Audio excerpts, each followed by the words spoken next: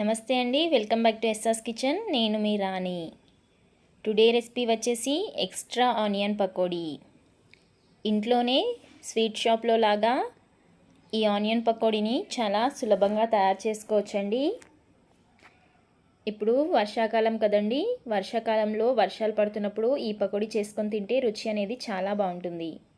ముందుగా తయారీ కోసం 2 ఆనియన్స్, ఒక పచ్చిమిర్చి తీసుకొని ఆనియన్స్ ఈ విధంగా చీలికల్లాగా కట్ చేసుకొని ఒకసారి బాగా కలుపుకొని ఈ విధంగా విడగొట్టుకుందాం. దీంట్లోనికి ఒక పచ్చిమిర్చి చిన్నగా తురుముకొని వేసుకుందాం.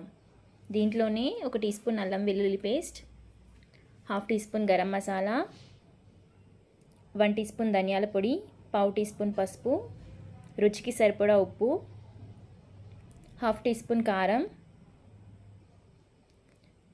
1/2 కప్ శనగపిండి, 2 టీ స్పూన్ల బియ్యం పిండి వేసుకొని ఈ విధంగా ఒకసారి బాగా కలుపుకోండి. దీంట్లోనికి కొద్దిగా వాటర్ని యాడ్ చేసుకుంటూ మరీ మెత్తగా కాకుండా కొంచెం గట్టిగానే కలుపుకోండి. పిండి అనేది ఈ కన్సిస్టెన్సీ ఉంటే సరిపోతుంది. స్టవ్ వెలిగించుకొని ఒక ప్యాన్ పెట్టుకొని దాంట్లోనికి డీప్ ఫ్రైకి సరిపడా ఆయిల్ వేసుకొని ఆయిల్ ప్రీహీట్ అయిన తర్వాత మీడియం ఫ్లేమ్ మీద పెట్టుకొని ఈ విధంగా పకోడీ అంతటిని వేసుకుందాం. నేను తీసుకున్న క్వాంటిటీకి 2 సార్లు పకోడీ ఫ్రైకి వచ్చిందండి.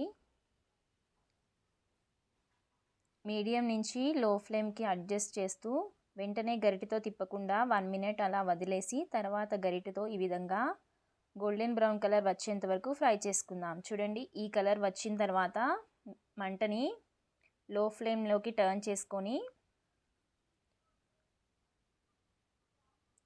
ఒక 30 సెకండ్లు కుక్ చేసుకొని స్టెయినర్ సహాయంతో ఈ విధంగా తీసేసుకుందాం.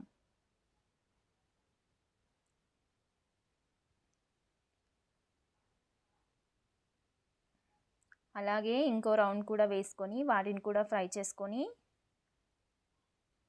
ఒక ప్లేట్లో ఒక పేపర్ వేసుకొని దానిపైన వీటిని వేసుకుందాం. ఈ విధంగా వేసుకోవడం వల్ల ఆయిల్ అనేది పూర్తిగా పీల్చేసుకుంటుందండి. దీన్ని ఇప్పుడు సర్వ్ చేసేసుకుందాం. చూడండి ఎంత చక్కగా అయిపోయిందో. దీంట్లో ఎక్స్ట్రా ఆనియన్ ఉంటాయండి, అందుకే ఎక్స్ట్రా ఆనియన్ పకోడీ అంటారు. ఇది గట్టి పకోడీ అండి, చాలా టేస్టీగా ఉంటుంది. మీరు కూడా ఒకసారి ఇంట్లో ట్రై చేయండి, మీ ఇంట్లో వాళ్ళు తప్పకుండా ఇష్టపడతారు. ఇప్పుడు రెయినీ సీజన్ కాబట్టి చేసుకొని తిన్నట్లయితే చాలా బాగుంటుందండి. మీరు కూడా ఒకసారి ట్రై చేసి ఎలా కుదిరిందో నాకు తెలియచేయండి. Thank you for watching.